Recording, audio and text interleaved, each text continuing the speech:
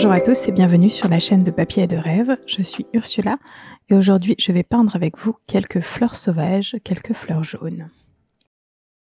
Et pour commencer cette aquarelle, j'ai lancé un petit peu d'eau avec mon gros pinceau sur mes feuilles et maintenant j'applique un petit peu de lac jaune à l'endroit où je souhaite avoir mes fleurs jaunes. J'hésite pas à dépasser un peu plus de la zone, où je souhaite ces fleurs parce que de toute façon, il y aura du vert en dessous et le vert est constitué de jaune. Donc s'il y a un peu plus de jaune, qui déborde, ça n'est pas grave, mais je veux surtout que le jaune des fleurs soit, placé pour que, j'ai en tête ma composition et que je puisse ajouter mes autres couleurs autour un peu plus facilement. Comme vous le savez sûrement, lorsque je commence une aquarelle, j'aime bien, y aller vraiment avec des grandes zones de couleurs, essayer de ne pas aller tout de suite au détail, mais vraiment de m'intéresser d'abord aux zones de couleurs, donc le jaune des fleurs, le vert du feuillage, le bleu du ciel. C'est vraiment les premières choses que je vais mettre, à plat sur le papier et ensuite on mettra des détails, mais pour l'instant, je veux vraiment que, mes coups de pinceau soient un petit peu grossiers, mes zones de couleurs soient un peu grossières. On aura le temps de raffiner, un peu plus tard. Pour l'instant, vraiment, je me concentre sur les bonnes couleurs aux bons endroits. Et comme vous pouvez le voir sur mon image de référence, ce sont juste des fleurs sauvages, c'est relativement simple comme composition. Il me semble que j'ai fait ce genre d'aquarelle plusieurs fois, par le passé et si je les retrouve, je les mettrai, en lien, dans la barre d'informations. Comme ça, vous pourrez les revoir, si ça vous intéresse bien sûr. Mais vraiment, c'est mon image de référence, elle est là vraiment pour la composition ou en tout cas la forme des fleurs et je vais laisser vraiment libre cours à, on va dire l'interprétation des couleurs. Vous voyez que sur mon image de référence, les couleurs sont plutôt vives. Le jaune est très vif, le vert, du feuillage est un vert, bien tendre. Le bleu du ciel est plutôt bleu. C'est juste que c'est un bleu qui est assez vibrant, en fait. Mais moi, je veux avoir quelque chose d'un petit peu plus éteint, avoir une ambiance un petit peu plus presque, juste avant la tempête, si vous voyez ce que je veux dire. Et vous allez voir que par la suite, je vais ajouter des petites zones de couleurs qui vont donner cette impression-là. Et vous voyez, quand je suis assez satisfaite de ce que j'ai sur le papier, j'hésite pas à presque effacer un peu, tout ce que je viens de faire, ce que je viens de faire en soulevant ma feuille, en la mettant à la verticale et en laissant l'eau couler. Ça efface beaucoup de choses, mais en même temps, ça apporte d'autres choses. Ça apporte une dynamique, très verticale. Ça me permet d'avoir des couleurs qui se fondent un peu plus, de les faire bouger un peu, ça permet d'avoir, des traces de coulures, qui vont ajouter de la texture par la suite. Pour le vert, j'ai utilisé la laque jaune et l'indigo. Pour l'instant, ça donne un vert assez tendre, assez frais, mais vous allez voir qu'en séchant, l'indigo donner une teinte un petit peu plus neutre et je vais ajouter encore des couleurs avec ça, qui vont, neutraliser encore un petit peu ce vert un peu plus tard. Mais pour l'instant, je m'intéresse, au ciel. C'est un peu, le ciel en grande partie qui va donner, l'ambiance de cette image et vous voyez que je n'utilise pas un bleu, particulièrement franc. Ce n'est pas un bleu d'Inde en traîne, ce n'est pas un bleu de manganèse. J'utilise plutôt de l'indigo, du violet toundra, j'hésite pas à juste avoir un petit peu aussi de couleur sale sur mon pinceau pour ne pas avoir une couleur trop vive, mais au contraire avoir une couleur qui se grise un peu, et une couleur qui sera du coup un peu plus intéressante que juste un bleu bleu. Il y a plein de choses qui se passent dans ce bleu, surtout avec le violet toundra qui est une couleur qui granule. C'est une couleur qui est composée, d'un pigment bleu et d'un pigment marron, il me semble.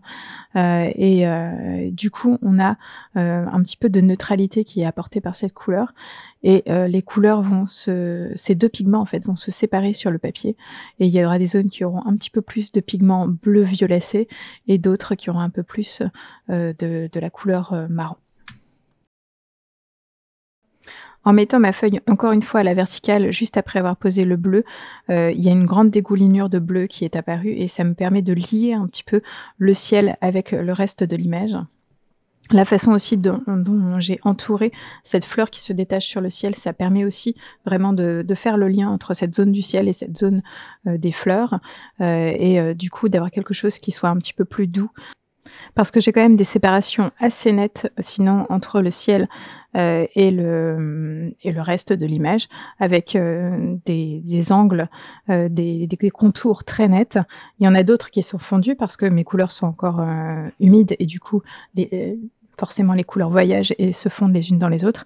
Mais il y a aussi quelques zones nettes. Alors le fait d'avoir cette dégoulinure qui rentre du ciel vers le feuillage et d'avoir cette fleur qui part du feuillage vers le ciel, ça permet d'avoir un lien, et de faire en sorte que mon image fonctionne, ensemble en fait, que, tous les éléments soient connectés. Plus je travaille le ciel, plus vous pouvez voir que le violet toundra se sépare. On voit vraiment des zones, vraiment marron et d'autres qui sont un peu plus violacées. Et vous avez vu aussi que mon ciel, n'a pas la même humidité partout et ce qui fait qu'il y a des zones qui sont déjà en train de sécher et de créer des contours et d'autres qui sont encore très, très humides et il y aura sûrement des auréoles à la fin, et il y en je sais qu'il y en aura vu que je sais déjà la fin, mais ça ne me dérange pas du tout d'avoir ce genre de texture dans le ciel. Ça permet d'y apporter quelque chose, et de le rendre un peu plus vivant, en fait.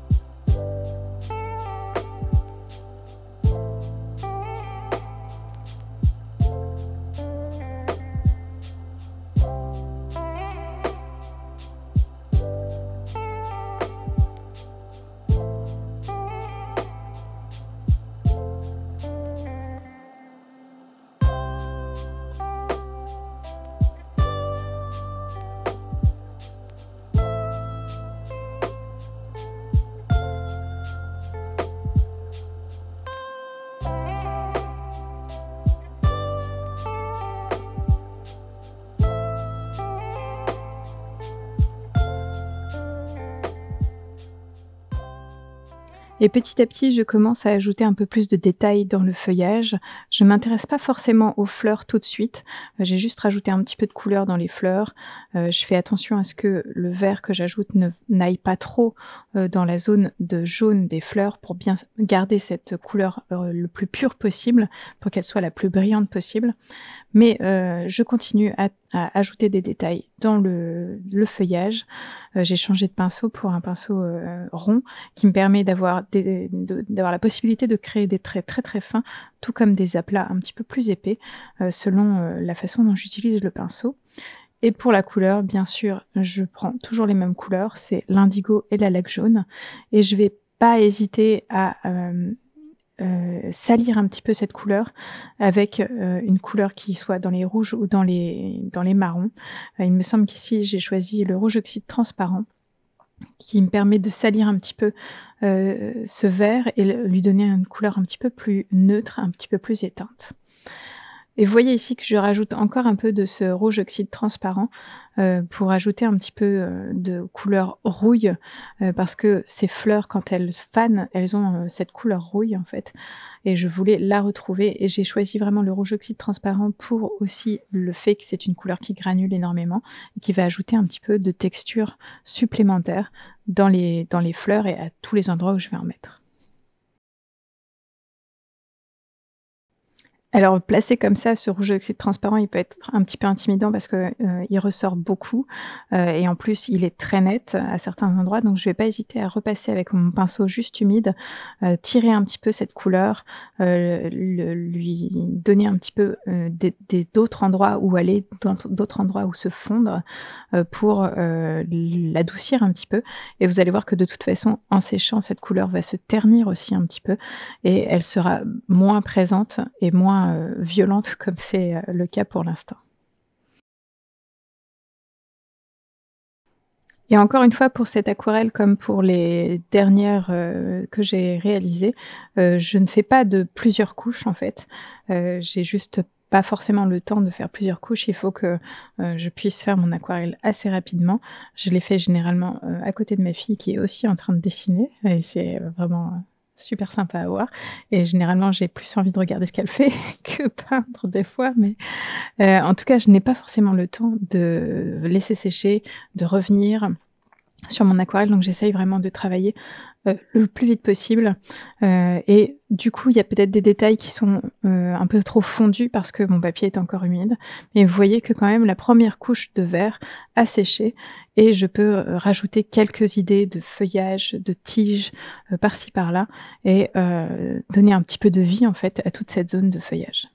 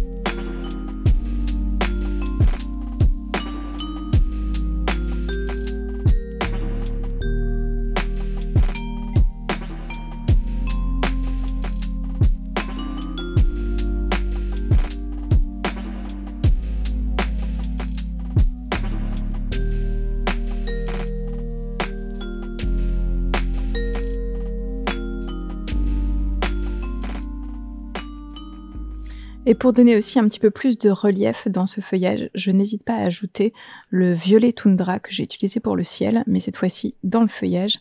Ça donne des zones d'ombre, et ça donne, aussi un peu plus de texture vu que c'est une couleur qui granule, mais ça donne ces zones d'ombre un petit peu plus ternes, un petit peu plus neutres, qui vont apporter un peu de contraste en fait entre le jaune assez vif des fleurs, et ces zones, plus sombres, avec une couleur plus neutre.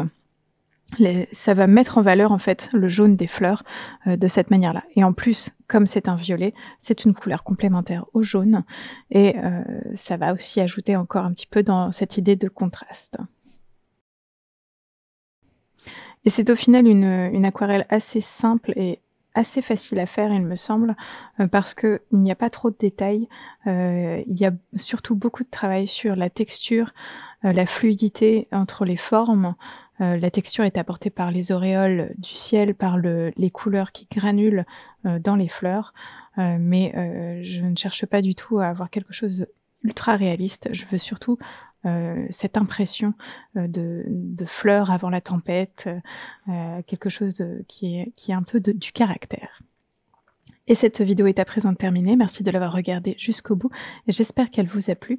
N'hésitez pas à aller jeter un coup d'œil sur le blog pour plus d'informations sur cette image et bien sûr, dites-moi ce que vous en pensez dans les commentaires. À bientôt.